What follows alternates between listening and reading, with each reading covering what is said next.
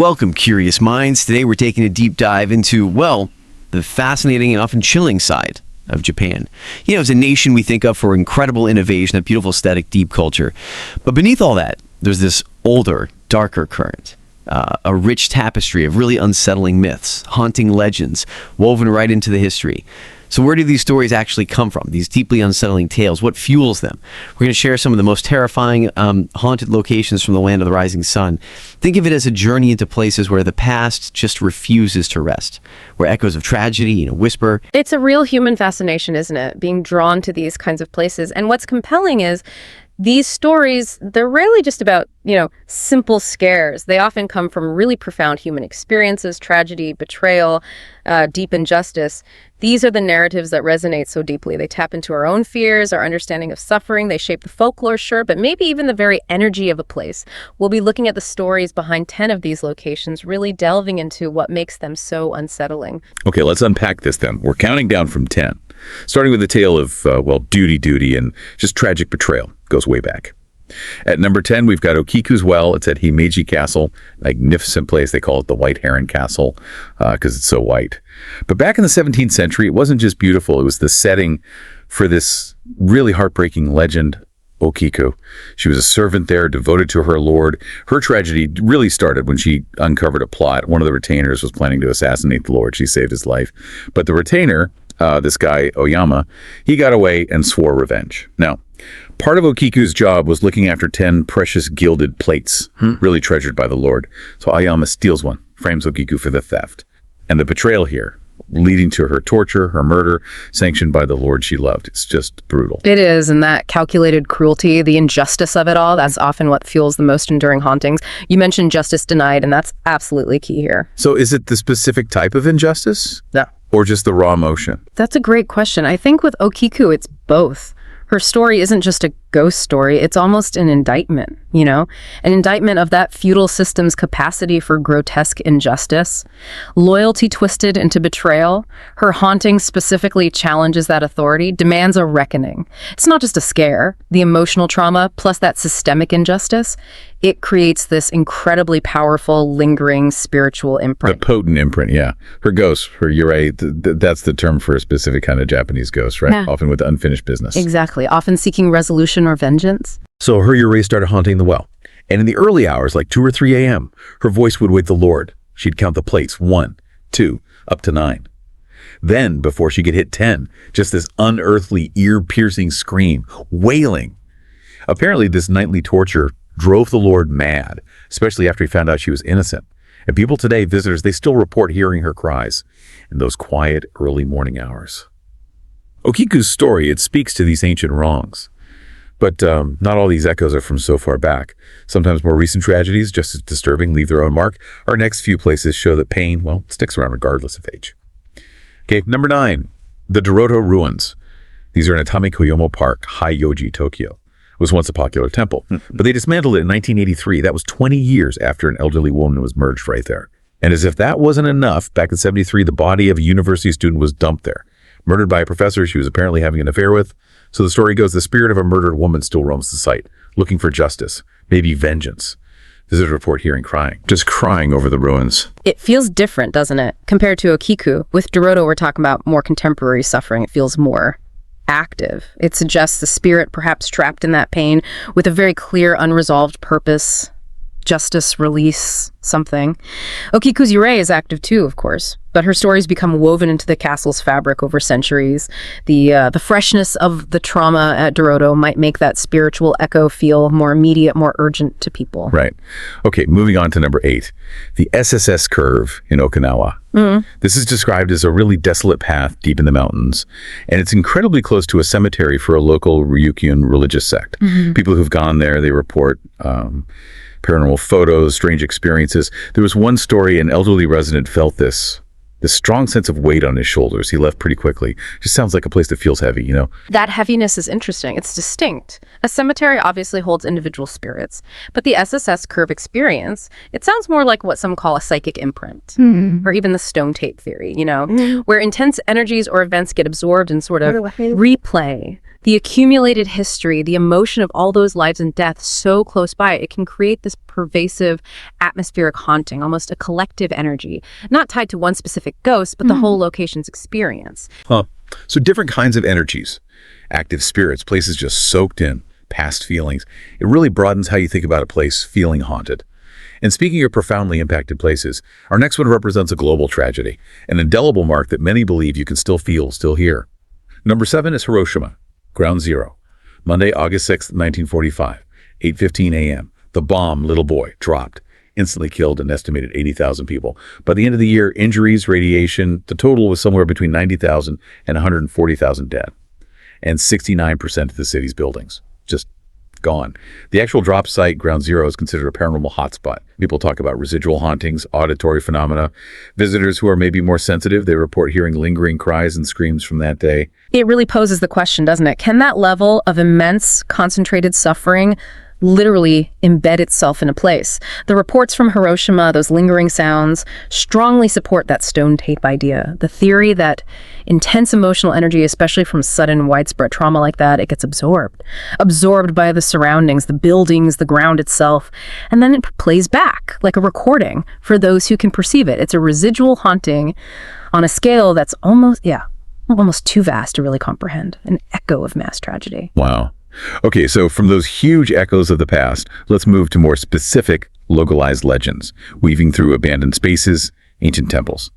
Number 6, the old Shisetsu Tunnel in Fukuoka. It's out of service now. Apparently a popular spot for dares, kids testing their bravery.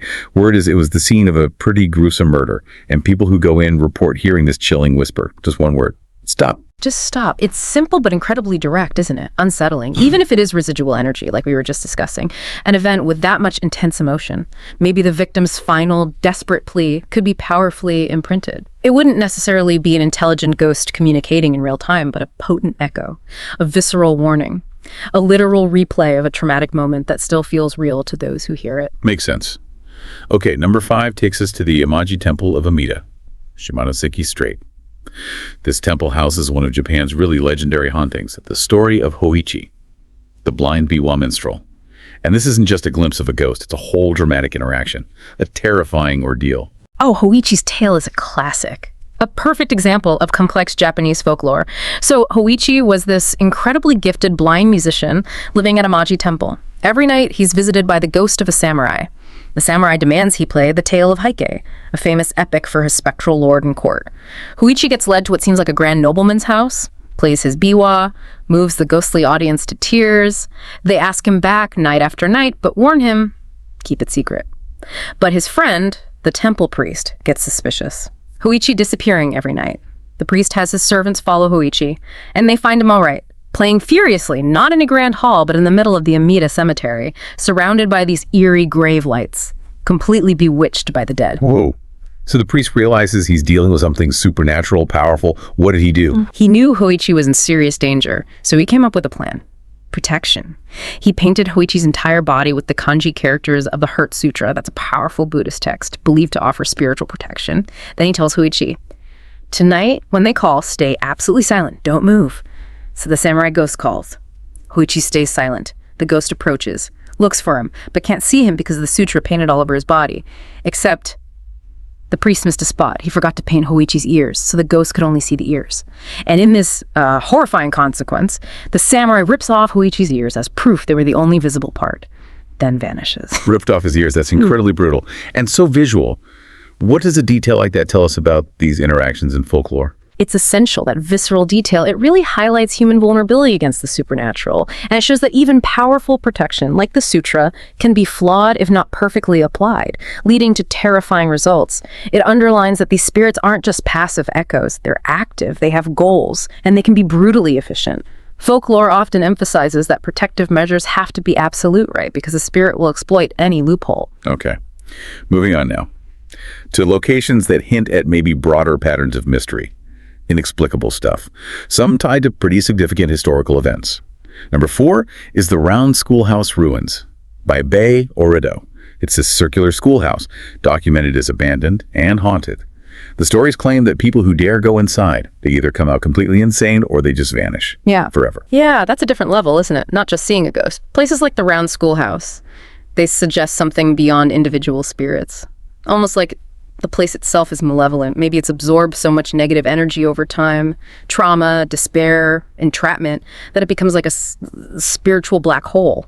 Not just a haunting, but an environment that actively destabilizes the living, feeds on sanity, fear, and that idea of disappearing forever suggests being consumed by the place itself, not just encountering something in it. Creepy. All right, number 3, Atsugi Naval Base. About 2 hours south of Tokyo, this place has a really secret, fascinating past. It was a CIA U-2 base. Gary Powers' plane, the one shot down over Russia, was housed there. And back in 1957, Lee Harvey Oswald was stationed there as a Marine radar operator. Reports say there are many spirits wandering aimlessly, room to room. It's even called the most haunted naval or military base in the world. They talk about ancient ghosts and contemporary ones, including apparently a ghostly samurai who slaps people, then just disappears. Atsugi is compelling because of that sheer weight of history, ancient and recent, all layering up. Military bases are just cauldrons of intense emotion, aren't they? High stakes, secrets, danger, loss. The energy of command and service, that creates a very strong spiritual residue. So you get these layers. Ancient warriors, Cold War spies like Powers, personal dramas like Oswald's time there. It all seems to contribute to this really active, diverse paranormal environment. It makes you think, how do these different historical periods maybe imprint on and even interact within one single location? Fascinating. Okay, our final 2. Distinct, chilling encounters leading up to maybe Japan's most infamous haunted spot. Number 2, Military Camp Hansen, gate number 3. The report here is very specific. Every weekend night, a soldier appears. He's dressed in World War II gear, blood all over his fatigues, cigarette in hand, approaches the gate guard, asks the same thing every time. Got a light? Yeah. And the chilling part, if the guard does light the cigarette, the soldier immediately evaporates. Poof, into mist. That's a classic example of a looping haunting. A specific moment, maybe traumatic, maybe an unresolved desire, playing out repeatedly. The soldier isn't just an imprint here. He's interacting, briefly but directly. That question got a light. And disappearing when he gets it, it suggests maybe a final unfulfilled desire, or maybe a moment of relief tied to his death. It feels very personal, intensely focused on that one single poignant interaction, sets it apart from the more general echoes we've talked about. Yeah, very specific. And finally, number 1, Aokigahara, known as the Suicide Forest, or the Sea of Trees, at the base of Mount Fuji, the perfect place to die. That's how it was described in Wataru Tsurumi's book, The Complete Manual of Suicide. It's infamous. Reportedly the world's second most popular suicide location after the Golden Gate Bridge, partly due to a novel apparently where lovers end their lives there. The stats are sobering. Since the 1950s, over 500 people have died there, roughly 30 suicides a year. The forest floor, it's volcanic rock, really dense, hard to get through. Unofficial trails are used for these annual body hunts by volunteers. They mark areas with plastic tape. It litters the first kilometer or so. Go deeper past that first kilometer and the forest becomes pristine. But human remains, sometimes years old, scattered by animals, can still be found way out there. This place, Aokigahara, it raises profound questions about collective tragedy, doesn't it? And its impact. It feels like it goes beyond individual hauntings. It seems imbued with this palpable, pervasive despair. The sheer volume of suffering, the repeated acts of final desperation, has created this deeply disturbed psychic landscape. Reports of encounters with the wandering dead are common. Ghost photos, EVPs, electronic voice phenomena. Some people even claim to see faces, images of the cursed dead right there in the bark of the trees. It speaks to this undeniable, pervasive mark left on the spiritual environment by just the aggregate weight of human suffering. A truly chilling phenomena. So wrapping this up, what does it all mean? We've gone from castles with ancient injustice to ruins with modern tragedies. Battlegrounds echoing with immense suffering, forests soaked in collective despair. Each place has its own chilling story. Yeah, and these deep dives into Japan's haunted spots, they really reveal this recurring theme, I think. It's the enduring power of profound human experience, betrayal, mass tragedy, individual despair to leave a real mark. It blurs those lines between history and the supernatural, suggests that intense emotional energy doesn't just vanish. It becomes part of the place. It really makes you think, doesn't it? About the stories held within the land itself. The brutality, the sorrow, those unanswered questions. Maybe they resonate forever. challenges you to consider the unseen layers all around us. Well, we hope this deep dive into Japan's chilling side has given you plenty to ponder. Maybe makes you think twice about your next travel spot, or at least how you look at the world, knowing what might lie beneath the surface. Exactly. And remember, understanding these stories isn't just about getting spooked. It's about acknowledging the complex human emotions, the historical events behind them. It encourages us to look closer, appreciate the depth of history, human experience, and maybe recognize those echoes of pain that just refuse to fade away. Thank you so much for joining us on this unsettling journey. Until next time, keep exploring, keep questioning, and maybe keep the lights on.